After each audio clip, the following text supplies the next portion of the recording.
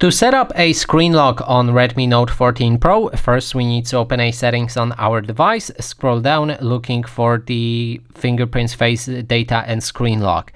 Select it and move to the screen lock right here.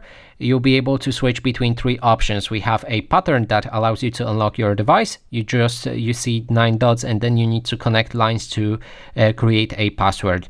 Then there's the pin, which allows you to enter minimum 4 to maximum 16 digits, that is the numbers, or password, which allows you to enter minimum 4 to more letters, that is basically unlimited number of letters or different symbols that you can use to protect your device. I'm gonna go with the pattern on the top and then